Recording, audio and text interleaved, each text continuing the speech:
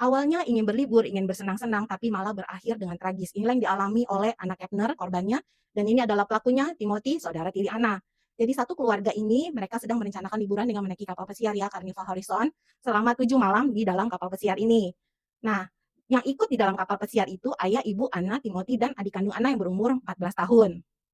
Di dalam kapal, hari pertama, hari kedua, semua fine-fine aja sih, nggak ada yang bertengkar atau gimana gitu ya. Dan kemudian di tanggal 6 November, ketika hari sudah menjelang malam gitu ya, Ana ini izin ke orang tuanya, dia bilang, "Aku mau tidur dulu ya, aku nggak enak badan," gitu, dia bilang gitu.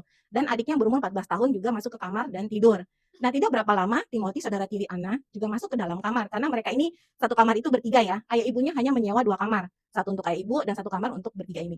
Nah, setelah Timothy masuk, sekitar malam di atas jam 12 itu adiknya berumur 14, sebenarnya kan dia udah tertidur, tapi dia katanya dia sempat mendengar seperti bunyi keras gitu. Tapi dia nggak mendengar suara si Ana gitu. Jadi dia pikir, oh mungkin Timothy sedang bertengkar lah dengan Ana gitu. Jadi dia lanjut tidur lagi. Kejadian itu kan tanggal 6 ya. Kemudian esok harinya tanggal 7 November, housekeeper masuk ke dalam ruangan kamar mereka untuk membersihkan ya. Nah, ketika dia mau membersihkan, tepatnya di bawah kolong ranjang gitu, dia lihat kok kayak ada barang tapi ditutupin selimut dan ditutup sama rompi-rompi penyelamat gitu kalau untuk di kapal. Nah, housekeeper kan karena mau ganti selimut ya kan, jadi dia tariklah selimutnya. Dia kaget di dalam selimut ternyata ada jasad si anak Kepner ini. Langsung ya housekeeper melapor ke tim manajemen kapal dan dia langsung memanggil tim medis. Tim medis datang dan memeriksa kondisi Ana. Ana sudah dinyatakan meninggoy oleh tim medis. Akhirnya pihak manajemen kapal langsung melaporkan ke pihak yang berwajib. Nah, setelah tanggal 8, esok harinya lagi, kapal tiba ya di negara tujuan mereka, yaitu Miami. Sudah ditunggu nih sama FBI. Kenapa FBI yang menginterogasi? Karena kasus ini terjadi di perairan internasional. FBI tidak tunggu waktu lama, langsung diinterogasi ya ayah, ibu, adiknya, dan Timothy ini.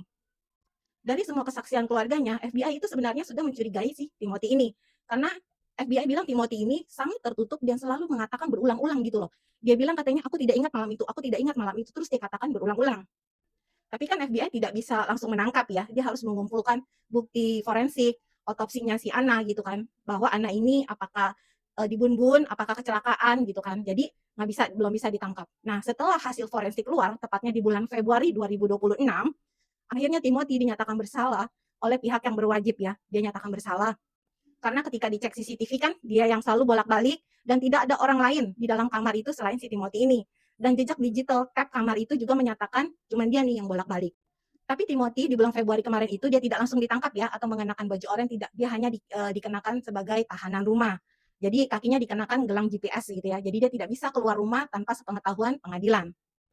Di bulan April 2026 ini, Timothy ini akhirnya resmi didakwa sebagai orang dewasa dengan kasus pembunuhan tingkat pertama dan pelecehan seksual berat kepada saudara tirinya, Anna Kepner. Tapi belum ada vonis akhir dari pengadilan. Jika Timothy